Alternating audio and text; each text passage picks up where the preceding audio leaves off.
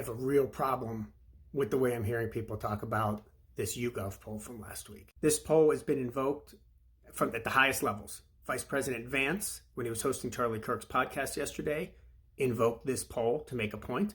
I heard it many times yesterday on Fox television, and I heard it on CNN by Republicans. Then I heard it again today by Republican U.S. senators during Kash Patel's hearing.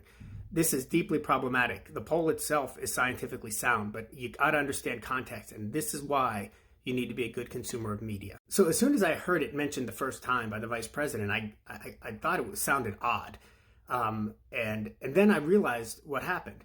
There's something specific going on here about the timing of this poll.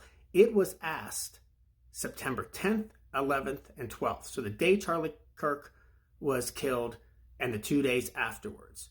That's a real problem because that's in the minds of people. They're not thinking generally about the question. They're thinking about the specific question, which really helps explain this partisan divide that folks keep pointing out. And that's not the only problem. If you look at what else is reported in this press release, people are much more likely to believe that the other side feels this way.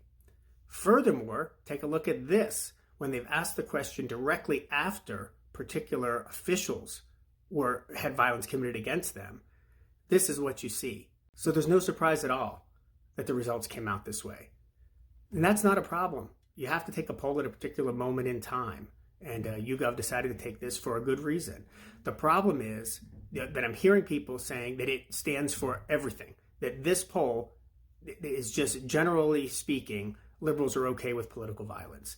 Liberals do seem to be okay with political violence when it's somebody who's conservative is killed, but conservatives are okay with political violence when there's violence against somebody who they perceive as liberal.